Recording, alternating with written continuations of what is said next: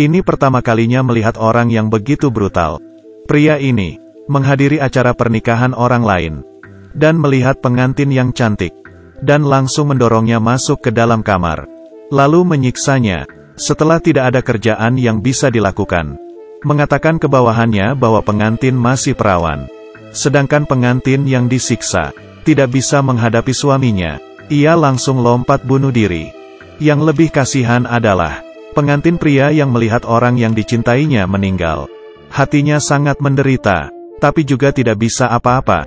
Berpura-pura ini hanyalah sebuah kecelakaan, karena pria dia tidak bisa melawan pria tersebut. Pria ini di jalanan melihat wanita yang diinginkannya, bahkan itu siswa bawah umur. Dia pasti akan langsung menangkapnya. Polisi yang di samping juga hanya bisa berpura-pura tidak melihat, karena di negara ini selagi dia bahagia, terserah mau melakukan apa, siapa yang akan membuatnya tidak senang, dia akan langsung dibunuh. Kamu kira ini adalah plot film? Ini bukan hanyalah kisah asli, dan kenyataannya lebih baik dari film.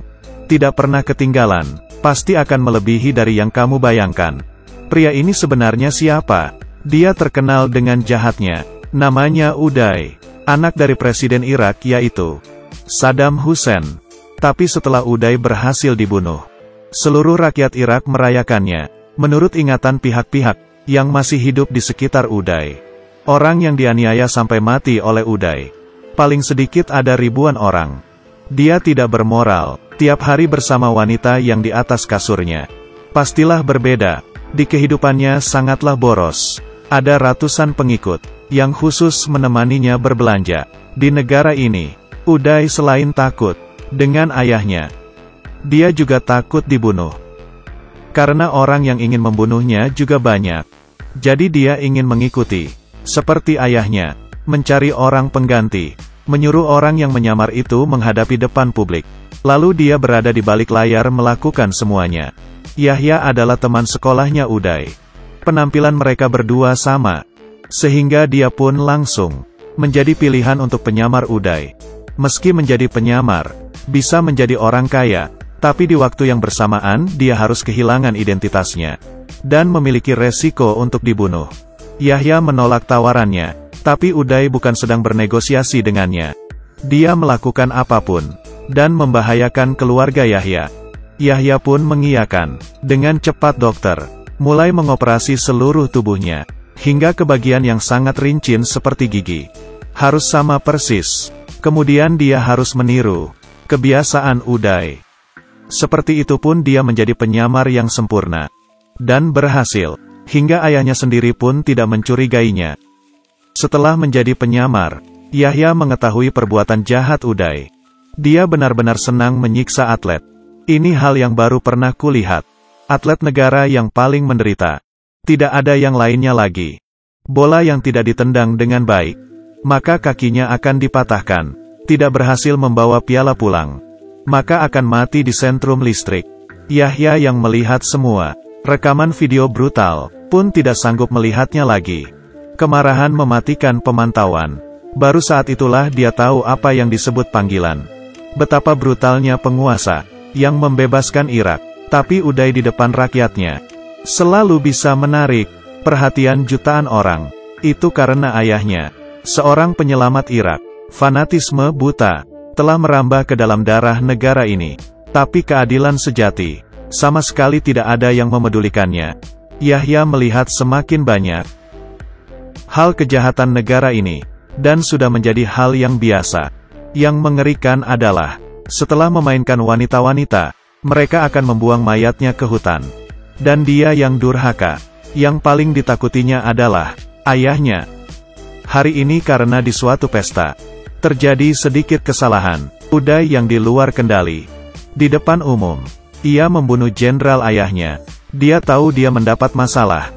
Dia langsung berpura-pura sakit parah. Tapi ayahnya tidak mudah dibohongi. Dia langsung datang ke rumah sakit, dan menarik selang anaknya. Langsung menamparnya berkali-kali. Uday memuntahkan busa putih.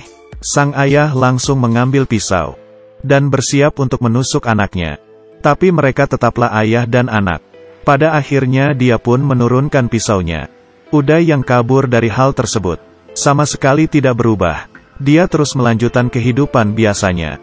Tapi rakyat di negara ini masih menderita perang dan perselisihan. Dia menyuruh penyamarnya, Yahya, pergi ke medan perang untuk memberikan semangat. Sedangkan dia sendiri bersantai di atas kasur, melihat dirinya sendiri yang sedang di dalam TV. Di perjalanan pulang, Yahya hampir dibunuh. Di tengah-tengah tembakan, Yahya kehilangan jempolnya, badannya ada yang cacat. Dengan begitu, dia tidak lagi penyamar yang sempurna. Yahya mengerti sekarang dirinya sendiri sudah tidak ada artinya lagi bagi Uday. Dia harus mencari cara untuk segera kabur dari Uday. Kalau tidak dia akan mati. Dia diam-diam menghubungi pelacur si Uday. Pelacur ini juga membenci Uday. Mereka memutuskan untuk melawannya bersama-sama. Keluar dari hal kejahatannya si Uday, pria ini ternyata berani untuk membunuh anak dari Presiden Irak. Tapi di bawah perlindungan rakyat, Yahya dengan cepat sudah dikepung. Di saat dia tidak bisa mundur lagi, pelacur itu membuka pintu elevator dan menariknya. Keduanya berhenti di tempat parkir. Tapi Yahya tidak membunuh petugas di parkiran, hanya mengambil senjata dan mobil lalu pergi. Kali ini mereka berhasil kabur dari kejaran pembunuhan. Karena menjadi penyamarnya Uday, dia mengetahui banyak rahasia yang seharusnya dia tidak tahu.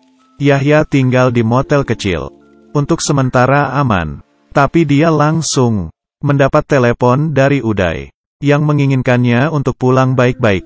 Yahya mengetahui tempat persembunyiannya sudah bocor. Tapi dia tidak tahu bisa secepat itu. Perempuan di sampingnya pun mengakui itu perbuatannya. Karena saat itu putrinya juga ditangkap oleh Uday. Dia juga tidak bisa apa-apa. Perkataan belum selesai, sebuah granat melayang di kepala Yahya. Uday sudah menyuruh pembunuh untuk mengikuti mereka. Untungnya hal ini diberhentikan oleh polisi yang sedang patroli. Tapi dengan cepat Uday menerima telepon lagi. Uday menangkap ayahnya Yahya untuk mengancamnya. Tapi ayahnya tahu, meski Yahya kembali pun, mereka berdua pasti akan dibunuh. Uday yang brutal, sama sekali tidak bisa dipercaya.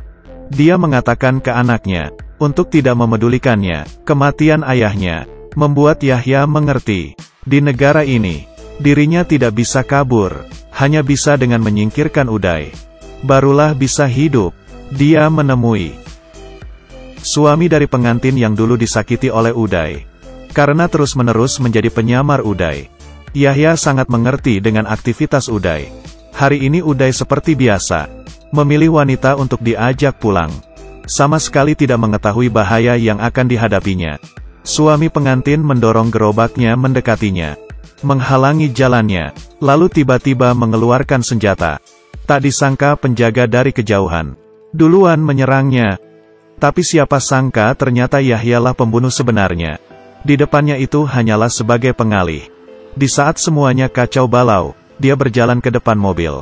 Dan di saat ingin menembak Uday, tak disangka gadis yang tadi di atas mobil, di saat kejadian seperti ini, berusaha untuk mendorong pistol, meski tidak membunuh Uday. Tapi Yahya menembak mengenai kelaminnya.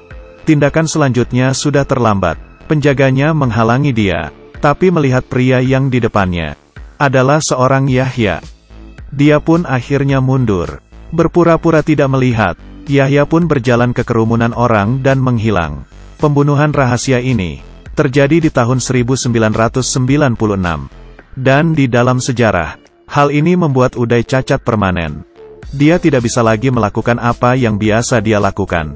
Setelah 7 tahun di tahun 2003, pria yang penuh kejahatan ini dibunuh oleh tentara Amerika. Aku adalah Cheng Ge, terima kasih sudah mengikuti. Ketemu lagi di selanjutnya.